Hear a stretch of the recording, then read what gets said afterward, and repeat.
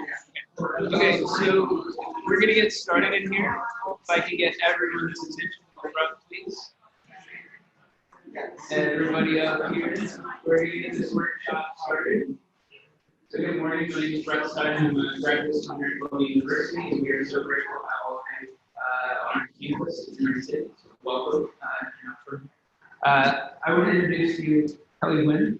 Kelly is a PhD candidate at Brown University in ancient history. Her dissertation is on classical reception in colonial and post-colonial Vietnamese communities. She's going to present this first workshop for you today. So everyone do a warm welcome.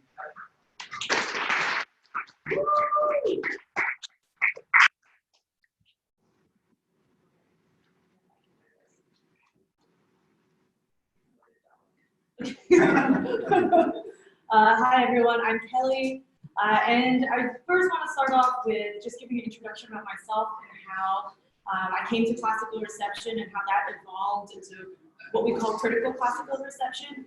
And this is going to be a workshop, so I want all of you to feel comfortable to just speak up and share your thoughts of what critical classical reception should be, since it's such a new field that we get to shape what it's going to look like, right? And I think it's really critical right at the start to be able to have a say on what this field should look like, who are the stakeholders, how should we approach it, and how can we integrate it into more traditional academic settings. So that's the goal of this workshop. And you'll see that some of my slides are empty, so then as we're discussing it, I can add to it. So there are two goals to this workshop. The first is to create a reading list, right? So then afterwards, we can share that reading list with different departments, with different people, and just to show the collective efforts, right? Our collective efforts. And the second goal is to come up with some ideas of what different departments and different institutions can do to support critical classical reception.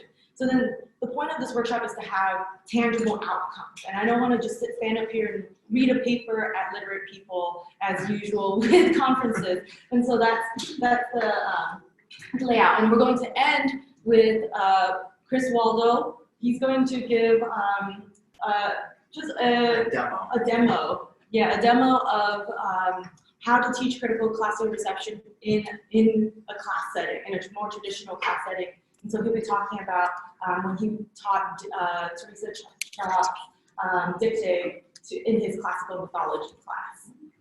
Okay, so that's today.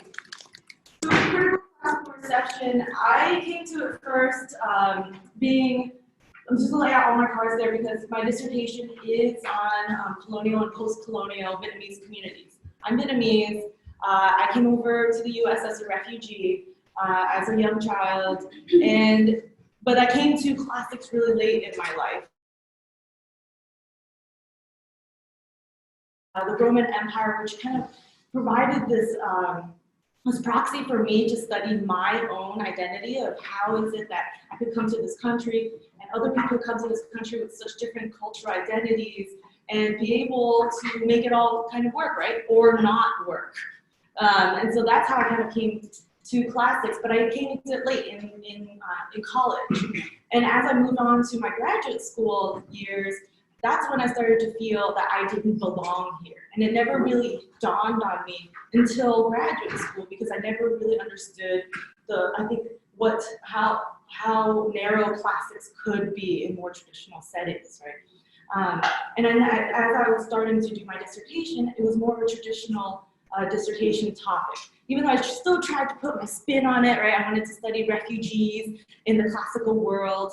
There was still something about it that really nagged at me. And that was why am I studying this, and why is it that people are always asking me once they find out my background, why are you studying it as a Vietnamese person? Why don't you study Vietnamese history? Why does this belong to you? And so that question always stayed with me. And my side project I had to keep as my side bay was my Vietnamese classical reception, right? Because people always told me, my advisors, faculty, colleagues always told me, this isn't serious scholarship. You have to prove yourself as a serious scholar first. Keep that for your second book, as if like I'm gonna get a tenure track job right off the bat and produce a monograph real fast, right? So there's that promise of keep it on the back burner. even though that's something that is important and something that could help move the field forward to become a more modern field. And so what really inspired me was this article by Johanna Hannon, who is now my advisor, so a little spoiler alert.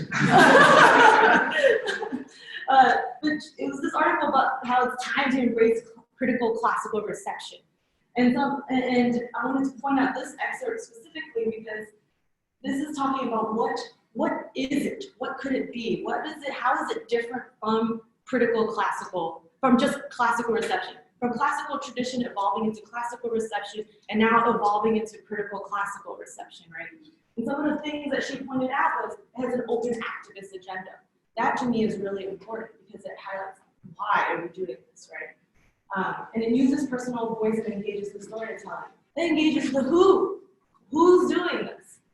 Who are the stakeholders? And then at the last one, which was the most highlighted on the Eidolon article, it acknowledges, even if implicitly, that Greek and Roman antiquity have played a major role in constructing and authorizing racism, colonialism, nationalism, patriarchy, Western centrism, body normativity, and other entrenched violent societal structures. And that really resonated with me because that was what I wanted my dissertation project to be about. And what my side bay had always been about. Because as I was researching into Vietnamese reception, right, some of the questions people always ask me, I didn't know that there was such a thing. That's the point. Why is it that Vietnamese reception had a thriving moment in colonial period, but then it dissipated and it was completely eradicated from history? How is it that Vietnamese communities in the colonial context, when they were being forced into the French education system, which was based on Greco-Roman education system, right? How is it that those people coming out of it, having to prove themselves literate in Greco-Roman antiquity and using that for colonial subversion, how did they do it in such a way that then that narrative of that Greco-Roman influence in Vietnam disappeared? That to me is fascinating. Not the mimicking of different Greek and Roman texts, right, which is a traditional classical tradition, more like the traditional classical reception, but more of critiquing what Johanna describes as these violent societal structures, right? And classics has a deeply rooted role in that within colonialism, nationalism, imperialism, and in my research, that's specifically what I focused on. And so that, I just wanted to put that up there as a starting point of some ways to think about critical classical reception. And so now, this giant leap and change my dissertation topic after a chapter into my dissertation. But it's okay, guys. I'm on to my second chapter of the new dissertation. So things are looking up for old Kelly. and it's great. It's great. Once you get into this project that you have this activist agenda about it, right? You feel a bigger reason of why you're doing it. Because sometimes the love of the subject just isn't enough. Sometimes you get grinded into the little details and you're wondering, what's the bigger picture? And Johanna always tells me, you do it for the children. And so I always think about this. And now, as I even, on a more personal level, when I talk about my dissertation with my family now they're paying attention to me and they're more invested. Before, they were just like, I didn't even know people still learned Latin. And so, it's been a really wild ride, and so I'm really excited to have the space and share the space with you all, and so that we can really start to craft what the subfield is going to look like, because it's going to be our subfield. This is what the future of classics is going to look like. So I'll stop there if anyone wants to have any questions, comments, wants to share any of their journey. Yes? Sorry, can you spell Johanna's last name? I missed it. Oh, Hannick, Hanink.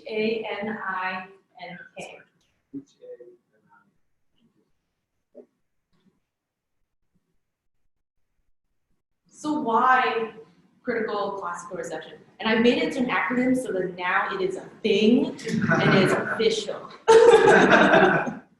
So And I left this blank because I wanted to fill it in with you all.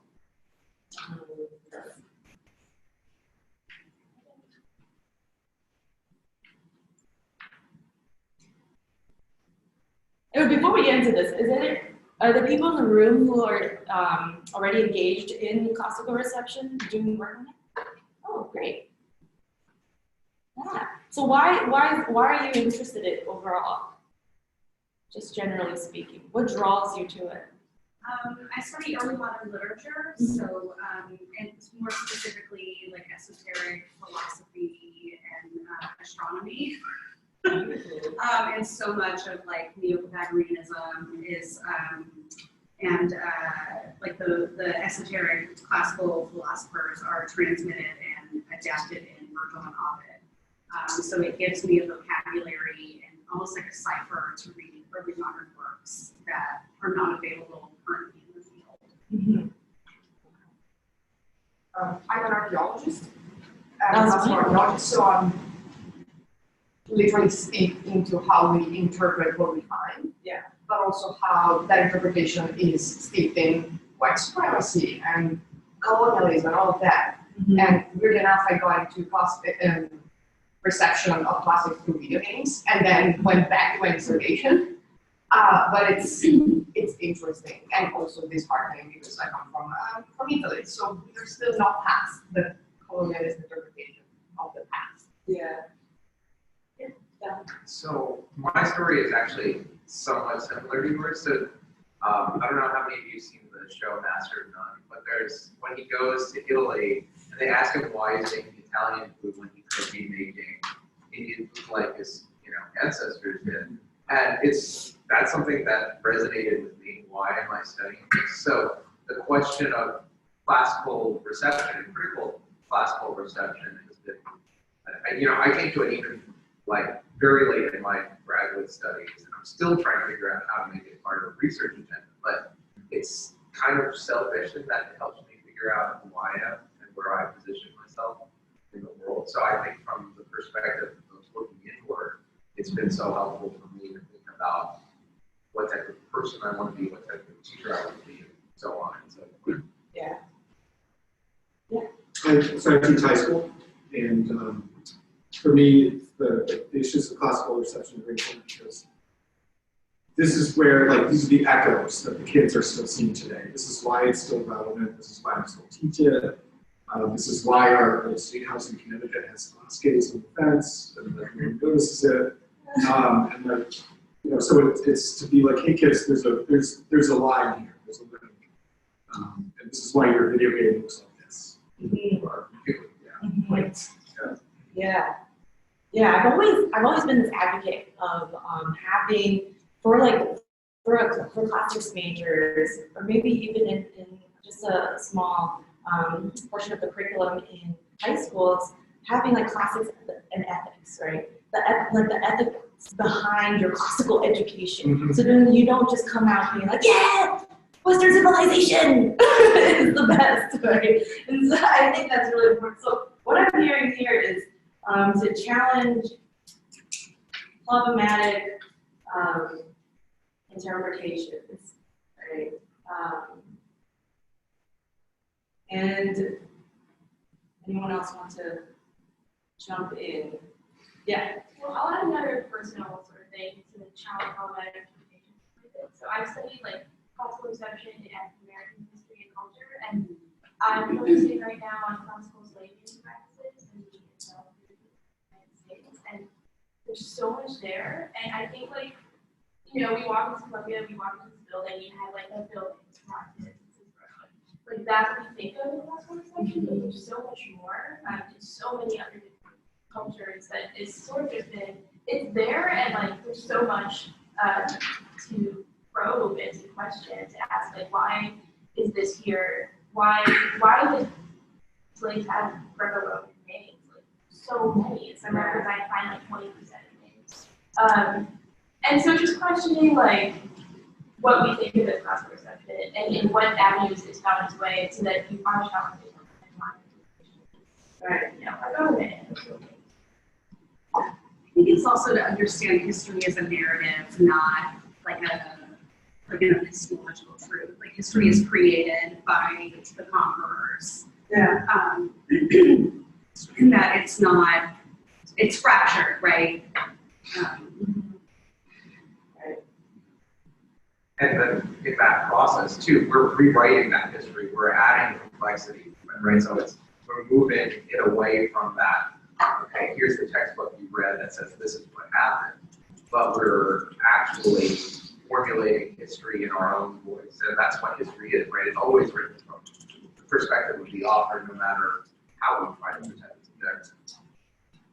And yeah, people push back against that. And I see Yeah, every day. right, yeah. We find things like, oh, well, the book says X, and I go, we found Y, so, you know. Yes. I also just to also give, like, to help give my students, like, your proxy to get, like, a tool for analyzing things that are not classical. Like, we just had Decades Day for Spirit Week in my school, and so it's like, well, how do you know that's a 90s fashion? Versus, is that maybe 9, or is it 99, you know, to get them to look at the idea of, oh wait, our reception of what is to them the ancient past, the 1990s, is still involves. You know. I think also I'm a scholar of modern Greek literature, and so I think an important question to ask always is how high are the stakes, and are they always equally high everywhere? Because so in a Greek sense, you know, Odysseus, sure, he's the hero of a long poem written by this guy Homer, but he might also be the guy who's on the checkout at the market. And you know, classical ruins are nice to look at, but they might also be the thing that you trip over, like sidewalk on your way to work. And so I think it's part of this, and I think why critical classical reception is so important is because it's important to recognize that for a lot of communities which are having to engage with the ancient world in some way, this isn't because, you know, this is great stuff that happened a long time ago. It's because it's stuff which is still directly affecting your life right now.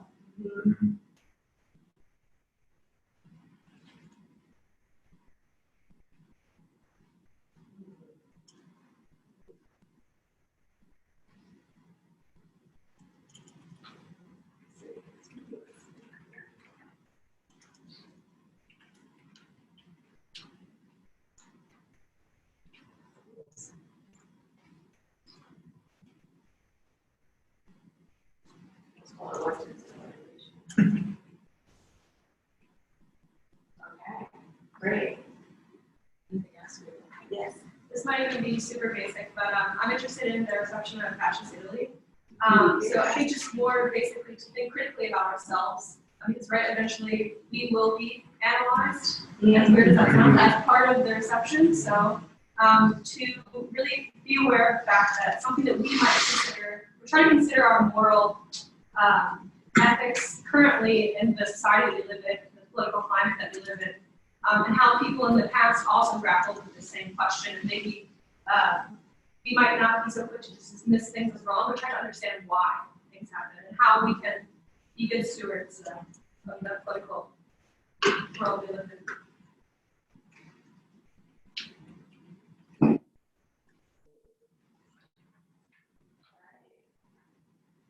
Yes, I also feel like a lot of takes or interpretations in reception, particularly in reception that is like more than just, as you mentioned, the like Cicero building, is a lot of these lenses I feel like are things that people are not necessarily bringing in the like mainstream academic world. So like queer teens on the internet who like look at Orestes and Pylades and think like these are the most like sweet, tender, loving boys. Like we would read that relationship and think, you know, they're about to commit matricide. But it's interesting to kind of take a step back from like our sort of very ingrained perspective and realize like other people are reading this too, who aren't, you know, spending their lots and lots of hours of the day poring over it, and like their responses are just as valuable as ours within a specific sort of maybe narrow context. So would you say just seed space to non-academics? Ooh, yes,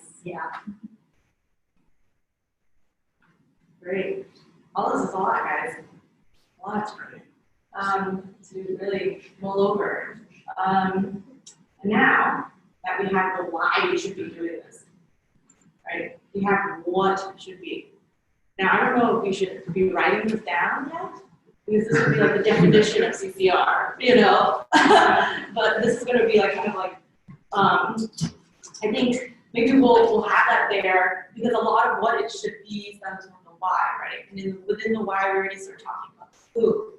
And what I really appreciate about a CCR is that in the who, it expands to beyond academics, right? Beyond academia, it allows there to be space for non-academics, but also space for marginalized communities, both in the past and in the present.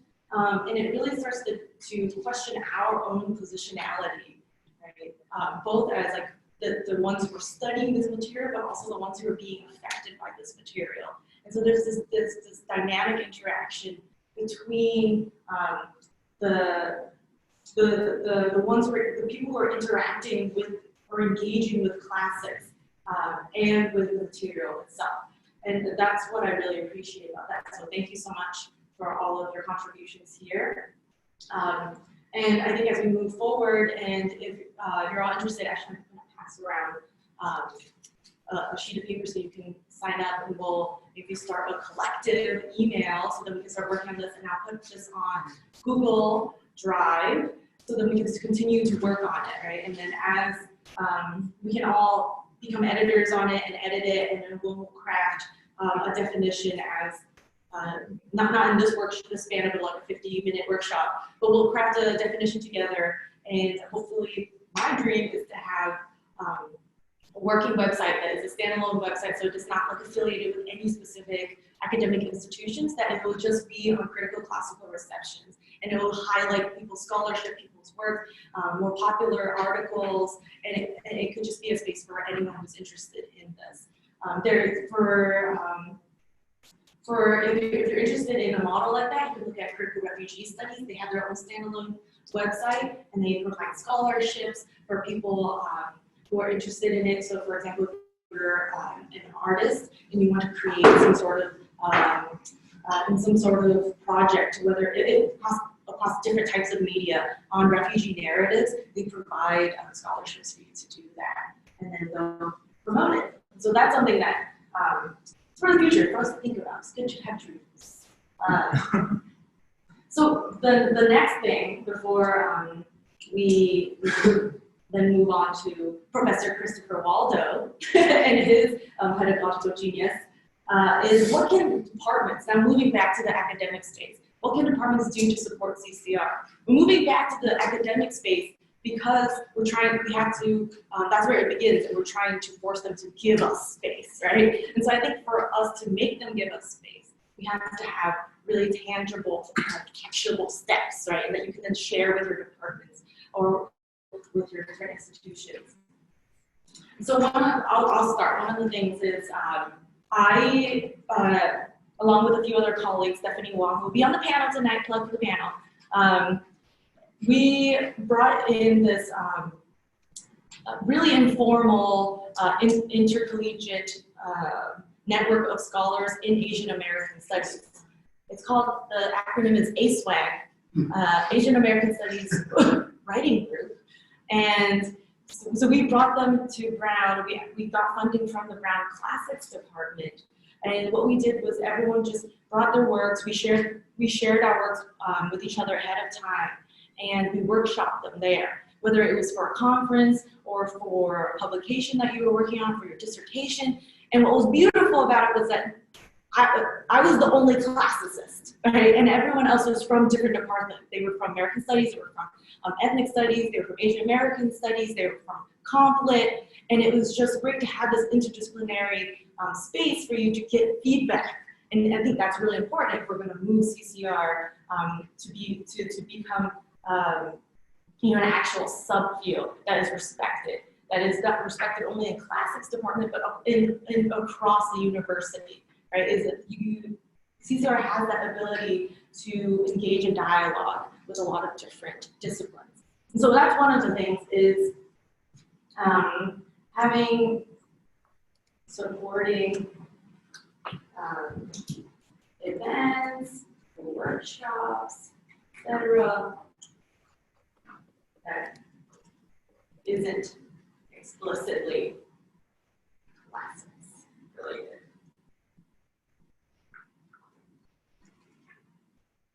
Any other ideas on what departments could do? Actually having an undergraduate course in critical reception. Like developing curricula, getting a course number even on the books, Yeah. for institutional knowledge. Yeah.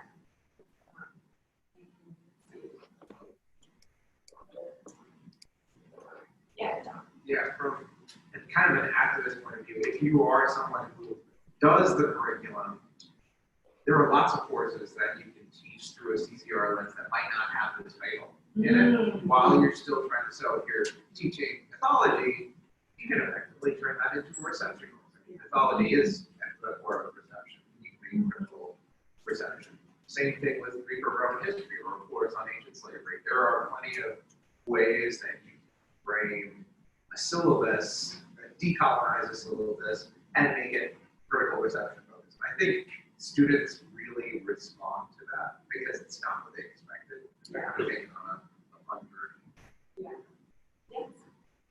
So I teach at Howard University, and we do that with all of our courses. So like all of our, all for the Roman literature, it's always of African sections. For the most part, I would say not all of our faculty, but yeah, and I think that it makes a huge difference. And I think decolonizing exactly. So I would go even farther than not just one course. Yeah, But all I courses, yeah. think the courses really need to stay on. Yes. Also, just short, simple articles explaining what that is, right? That I can give to a parent who says, why is my child not learning Latin the way I am? Ooh, yeah. Writing material to explain. Yeah. Yes. I think one thing that's important is, I think, more difficult to achieve immediately is what you kind of started with, this idea of like reception studies, especially critical reception studies, being valued as scholarship, so that your first book can be kind of for junior, even if it's not on just your feeds or so forth. Yeah. So kind of institutional validation in the work. Yeah.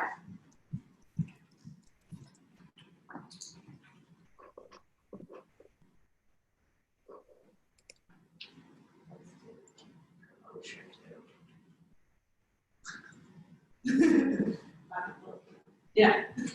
Just to build up that. Is there a way to build up maybe a mentorship where you find a professor who is willing to back you up or as you're doing this, knowing that it is sort of right at the book? Because once you get your stuff published, from then open the door for Yeah.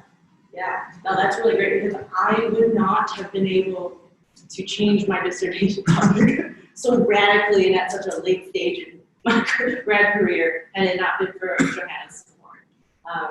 And then for a few other faculty support. So definitely, you definitely need that mentorship, especially, and I would also, I'm going to add to this too, encourage departments to connect with other departments. So then you can, whatever it is that your student is interested in, you can connect with faculty who works, tangentially on that material. Because the thing with CCR is there's no one faculty member in your department who's going to be an expert on, all the subfields that it engages with. So for me, I had to, my committee is composed of Johanna, who works on classical reception more generally, but then also a professor in French literature and a professor in Asian American studies.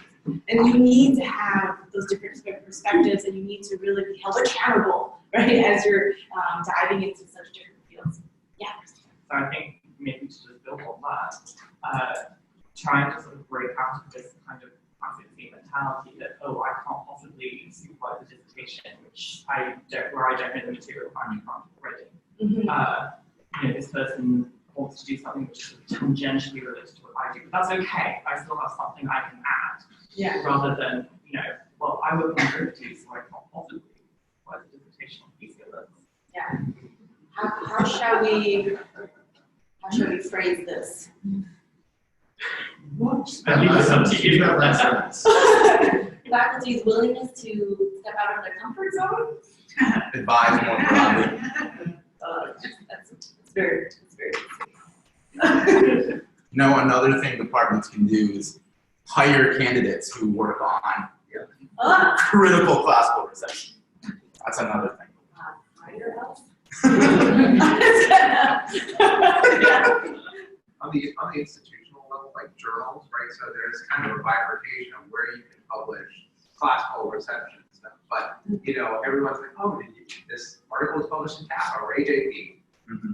Getting faculty members who may be on the boards of those things, or getting people to run for that, so that we change the vision of the American Journal of Philology should have philology related to classical classical reception. Right, yeah. How should we phrase that? So I guess it's the institutional level beyond the institution. It's sort of like at the national level, right? How do we integrating or sort of gaining national acknowledgement that this is part and parcel of what defines the field?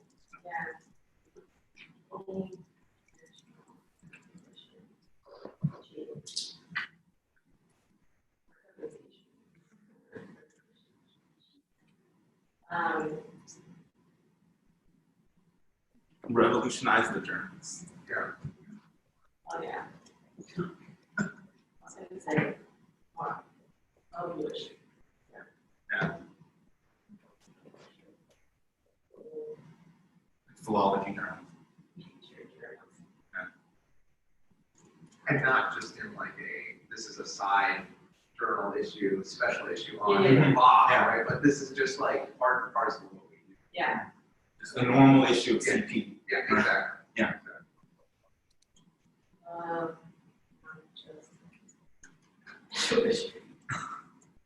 Just gonna use more exclamation marks. Okay. Yeah.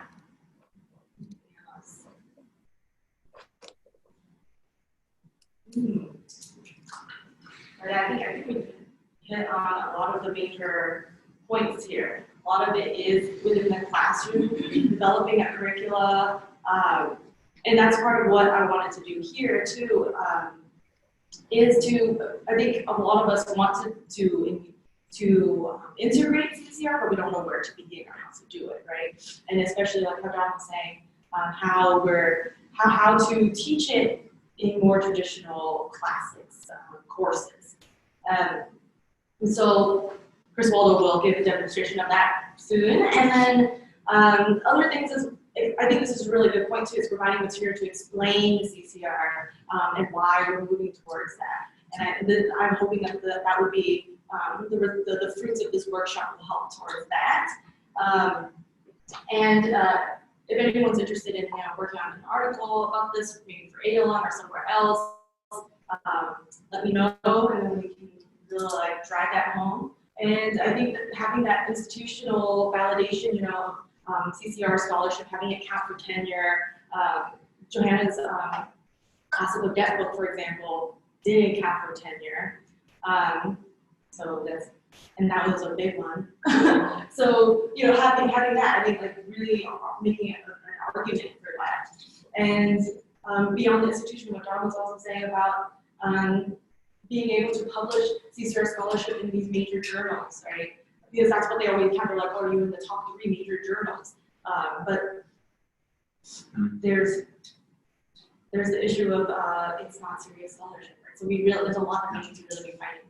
Yes. Just one last point, on the student side, letting them pick what they wanted, giving them some agency in developing curricula too, right? Yeah. So, if you have a student in your class who's super into, Africana receptions of Homer, let them do a project on it. Don't just say, no, you have to write the same paper that everybody else is, but give students agency. They all have the most exciting ideas. Yeah, I love that. Great. We're running out of time, so I'm just going to share this with you. I was going to make us all come up with a reading list, but I had already started this with just listing some of my faves. And I started with Emily Greenwood, and then I started listing all of her works, and I realized it was going to be too many slides. Right? If I did that for everybody, especially for Page Dubois, so and then for Page Dubois, at one point in the slide, before I edited it to this, I put everything. So then I realized this was that was not as helpful. And I'll put this up too, so you can see some of these authors if you're not familiar with them. But this is just I think this is something we need to produce too, is a reading list of what are some like exemplary works that embody CCR, right? What we want to see CCR being moving towards. There's a lot of people working at classical reception, but not a lot of people who are really doing it on that critical level where you're engaging with all of these other different theories, like critical race theory, for example. So a lot of these scholars are doing that. Yeah. Is there a way to get this list available? Yeah, that's what I was saying. I'm gonna upload it. Yeah. A question that I would ask is, what do we think becomes the place of more traditional studies in classical reception as CCR comes to the fore? Before I begin, anyone have any thoughts? So for me, so what do you mean by more traditional? Are you talking about just like, oh, X author is like mimicking Virgil here? You have to say, yes, that would just be bad scholarship. You have to talk about what it does. Like saying how Kepler using, Ciceronian prose metrics affects the content of his letters. Yeah. And that doesn't really engage with racism or colonialism. What becomes the usefulness or... So why is Kepler using it? Why is Kepler engaging it?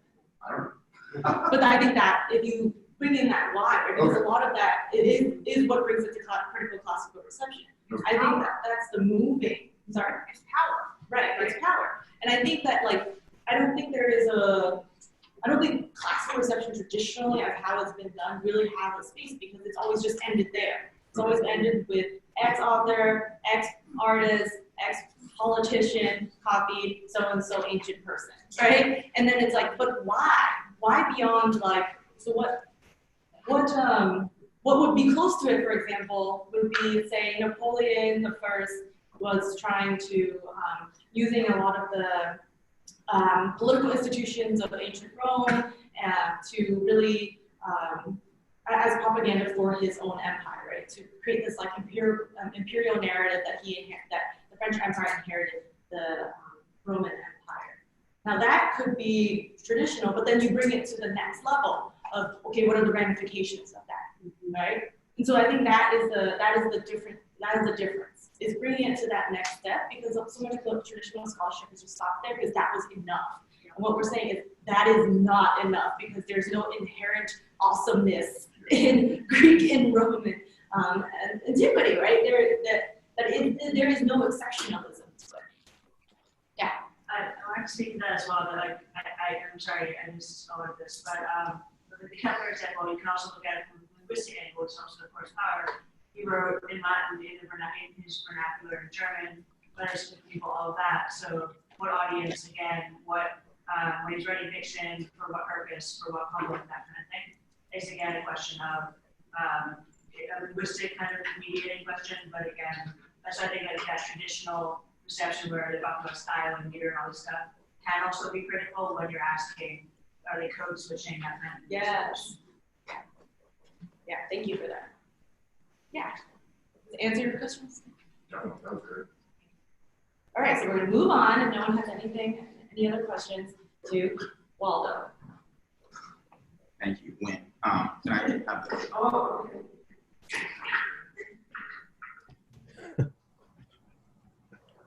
It just says magnet. Magnets. All right, everyone. Hi. Hello. I am Chris Waldo.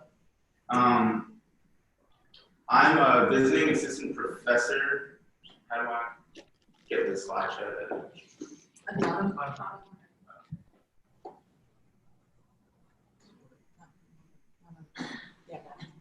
Okay, cool. I'm a visiting assistant professor at Tulane University in New Orleans right now. So last fall 2019, which it is not now, I was teaching, an introductory myth class. I had 2 sections of myth, 50 students apiece. So the way that I set the class up is that essentially the first 2/3 of it was a relatively traditional myth class, kind of starting with the origin of the cosmos and Hesiod, going thematically through a number of different units about gender, politics, philosophical responses to classical mythology, etc., and so forth. But I set the last month of the class aside for reception. And particularly the last few weeks, I set aside for reception texts by authors of color. So for instance, I looked at, so we had read the Bacchae earlier on in the semester. So I did a class period on Wole Soyinka's Bacchae translation. And sort of very personally and kind of important for me, I did a class period on Teresa Hat-Kyung Cha's experimental novel, Dictee, which all I'll say about Dictee is that I'm sort of my day job is that I'm a Pindaric scholar, and Teresa Cha is the most complex author I work on. So let me show you what I did in my lecture on Dictee. So I was sort of inspired by the experimental nature of the text itself to do something a little bit experimental in my own pedagogy. So what I did is I created a PowerPoint like this. It starts with, these are the stories of Teresa Hat-Kyung Cha and 20th century Korea told over the course of 6 dates. 6 dates not presented sequentially, because I wanted to intertwine those 2 narratives. So let me sort of walk you through what I did in this. So I start with March 4th, 1951. That is the day that Teresa Cha was born in Busan in South Korea. I talk about her sort of move to the United States, how she relocated to the Bay Area in 1964 and began attending convent of the Sacred Heart High School in San Francisco. And that detail comes back a little bit later in my anecdote about how I taught this lecture in a really kind of cool way that moved me. So I interspersed this narrative of Teresa Cha and Korea with passages from the text. So is anyone here familiar with Dictee? Has anyone ever looked at the text? Thanks, Kelly. It's amazing.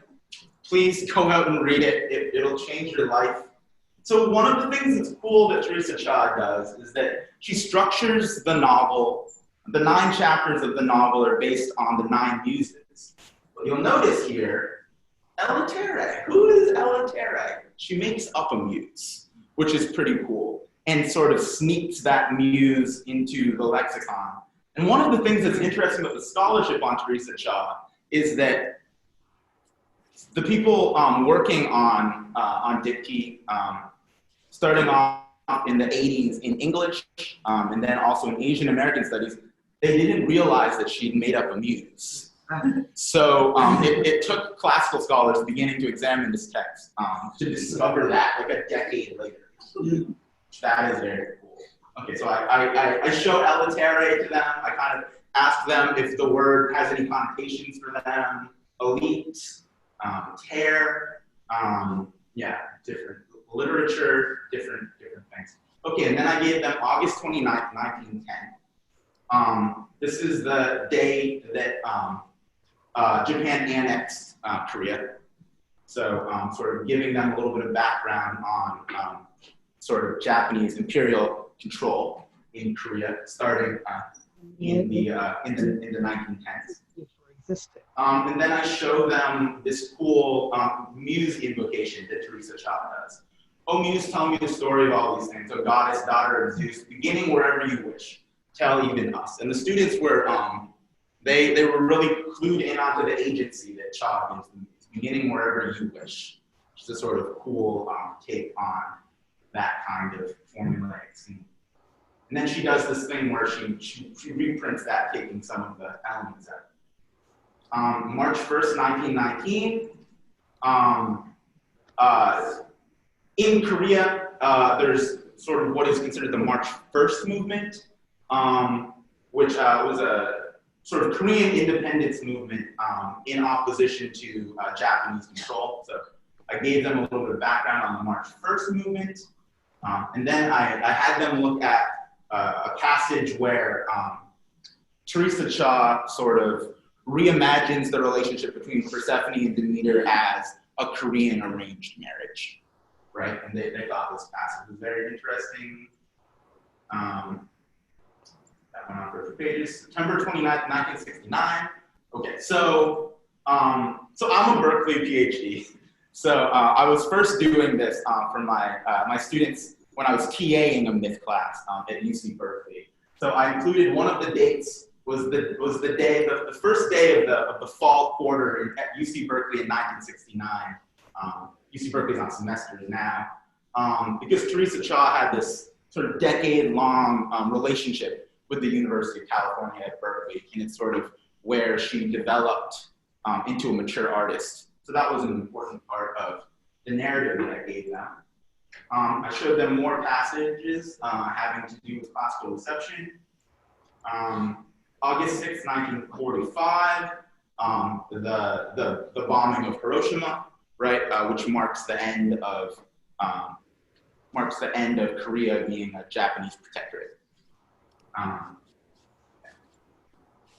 And then I talked about the beginning of the Korean War. I sort of gave them, I sort of asked them what they knew about the Korean War, if they'd learned anything about the Korean War as high school students. They hadn't really. So I gave them some background on that, and I sort of, one thing that I kind of like to, the one way that I like to put it is that in the scholarship, the Korean War is often set in opposition to the Vietnam War, right? The Vietnam War is a sort of massive collective trauma in the United States. The Korean War is the TV show MASH, you know, like in MASH the comedy. But it's important to remember 3 million Koreans died during the Korean War. So I gave them that. I gave them some more reception passages from Dictee. With her voice penetrate Earth's floor, the walls of Tartarus to circle and scratch the bolt's surface. And then, tragically, I gave them November 5th, 1982, the day that Teresa Cha was raped and murdered by a security guard in the Puck building in Lower Manhattan, a week before the publication of Dictee. So it's a sort of rough way to end the lecture, but it sort of has to end that way, and then you're sort of confronted with the disturbing fact that the Puck building is owned by Jared Kushner right now. And then I had key terms so that they'd be ready for their final exam.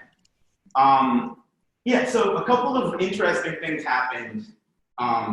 So both in sort of doing this little mini unit on reception and this sort of section within that mini unit on sort of POC reception, one of the things that was cool that happened is pretty much every day that I introduced an author by a person of color, one of my students of color would come up to me after class and thank me for doing that. So that was really meaningful for me. Another thing though that was really cool that happened, so I mentioned that detail for you guys of Teresa Cha attending Convent of the Sacred Heart High School in San Francisco. So after I taught this lecture, one of my students came up to me and she was like, Professor Waldo, I went to Convent of the Sacred Heart starting in 6th grade. I graduated from there last year. And she goes, I've never heard of Teresa Cha. And then a couple of days later, she emailed me and she was like, I've been texting with my friends who went to Convent with me, and like over the break, we're gonna go to the admin and make sure that they know about Teresa Cha because we wanna do some kind of an event celebrating her.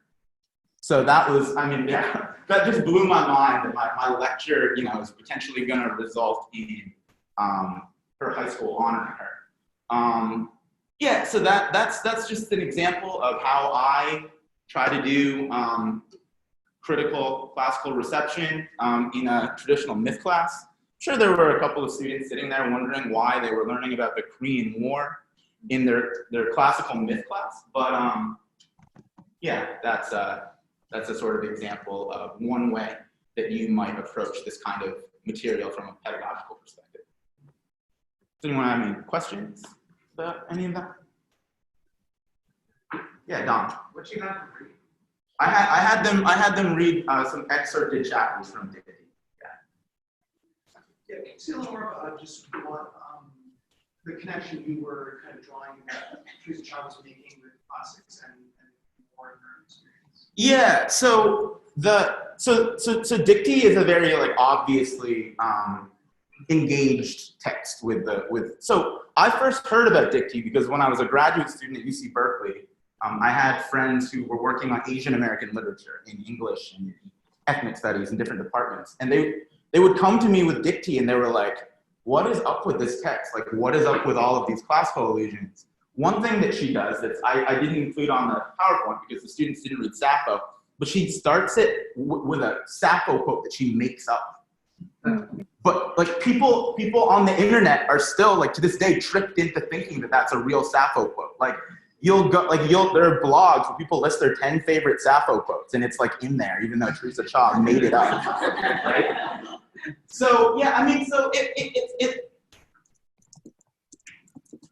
rather than an argument about sort of influence or about, you know, sort of reception explicitly, I kind of wanted to set up for the students the larger context of where Teresa Cha is coming from, right? Like, so this is the experience of a Korean in the 20th century. I am myself Korean, a Korean American adoptee, and also sort of give them background on her life, and then sort of, so really my lecture had 3 tracks to it, right? It had the Korean history track, it had the Teresa Cha's life track, and then this series of texts from Dicty, with the idea being that we were gonna kind of intertwine those things to sort of come to a more holistic understanding of the text as received by us in the context of the class. That was kind of my methodology. Yeah. So my first approaching it from the CCR perspective. Yeah. It might be worth asking what is it that we can do to try to integrate work on a book like Dicty into a framework of classical scholarship. I don't think reception studies in general is particularly well situated at the moment to incorporate literary output like Dicty, where there are quotations but they're made up, or there are kind of references to things which are relevant to the classical world, but there's no point where you can point to it and say, oh, she's doing Ovid. Because that framework just isn't really there. I mean, it's just like I struggle with my own absolutely. As well. This is a thing that Greek was at the time, or Greek. I mean, I wonder if anyone has any thoughts on what it is that we can do to kind of move this on a little bit, so that if you can write about Dicty, and that's serious. I mean, I have an article that I'm sort of working on kind of Korean American figurations of Sappho, right? Looking at Teresa Cha, Alexander Chi, and Catherine Chung as 3 Korean American authors who are sort of creating their own Asian American Sappho, right? Who is like not necessarily, has a tangential relationship to the Sappho who lived in Lesbos during the Archaic period, but is also kind of their own figment, who they kind of imagine as Asian American in this strange anachronistic way, right? Yeah, so I think that kind of, like, we can absolutely do that kind of scholarship. I think the important part is to sort of be in conversation with each other as we're figuring out the terms on which we want to study these kinds of topics, how we want to articulate them. Yeah, which I think is why Kelly's workshop was so valuable today. Just to add to that too, about I call it like subversive reception, right? Where the people that you think should be receiving and should be like being cultured in classics are subverting classics and creating their own endings to certain to certain expectations of like how that classical myth should end, or how that narrative should go, right? So, for example, Teresa Shaw is like creating these different quotes and adding to the Sappho's, Sappho's surviving works. Yeah, she added a Sappho fragment. I think the key here is like the marginalized voices are becoming the myth makers themselves, and they're decolonizing that classical myth of how the classics is at the basis, is at the foundation of Western civilization, but that people like Teresa Shaw can be inserted into it, and that she is inserting herself into it, not someone else or via any other like author, how do you say that? Like authorizing, authorial. Yeah. Okay. It's just my third. I think that there's also, I like to think there's also an element of the sort of other returning the gaze back at the, stuff. Yeah, and I mean, I was just gonna say, like, echoing Kelly's point, right? Like, we call it the classics, but there are other versions of the classics. Right. Like what is delineated in our scholarship, right? Like, if you read some of MLK's sermons, they cite, quote, classical traditions, and it's clear that he has his own understanding of what classical tradition is. So I think recognizing that this is just somebody else's form of a tradition, that it's not the one that we've been taught. That's part of the project, right? Is recognizing those other classics. Yeah. I wanted to try to get a maybe in terms of the role of pedagogy. Yeah. Because you're at Berkeley, doing this. I'm at CUNY at the Grad Center, teaching at undergrad colleges where it's very linguistically diverse place. You're teaching Greek and Root class English to people who are English as their third language, all this stuff. And I think pedagogy is actually a really critically scholarly, rigorous way we can do it, where you're making connections to your students. It's not the text to world, the artificial division. You're also giving, you're not just giving, they did get that narrative of the Korean War in their Texas-made textbook. They're getting from area studies, Asian American studies, and from history, the actual critical perspective on the Korean War. So you're doing a lot of things for them at once. And you're actually bringing in, not just like you're making it so that the intro survey stuff is actually very powerful and critically grounded. And also you're making it so like I noticed you had at the end the term thing to know the midterm. By making Teresa Shaw one of those identifications, which is like the lowest level on Bush taxonomy and the idea of like the high school thing. Yeah. We're actually the Korean War on their IDs. They have to have like a note card with what the Korean War is. Yeah, and how powerful to have what the Korean War is through the Korean side rather than Western textbook. Absolutely. Yeah, that's a great point. Absolutely. Yeah. And sort of to get back to a point that someone earlier made about sort of the way that this is narrative, not epistemological truth. I think it's important to sort of highlight the constructedness of how these understandings are articulated and received, right? That's the point that kind of Dom was making, that people make up their own traditions. It's not just, as it came down to us from Villanova, right? It's whatever it can mean to you. Yeah. Yeah, I also like the fact that you're using mythology, because a lot of times myths have so many different forms. Yeah, thank you. Yeah, absolutely. Myth sprawls. Yeah. I wanted to ask because I also do this with myth. I try to do it as I go through rather than tapped on. I was wondering whether you felt, because you said you had a few students who resisted even to your last month, and I'm wondering if maybe, I don't know, I just kind of wanted you to see your take. I really think integrating it makes it harder for the schools to look at these myths to begin with, but I don't know if you feel like you get a lot more pushback. Yeah, I'm sure I could have integrated it in a way that would have been very, I mean, for me, it's like the first time I was teaching the class, and I think it's probably easier to do it where you separate it out. It was probably easier for me to construct my syllabus that way.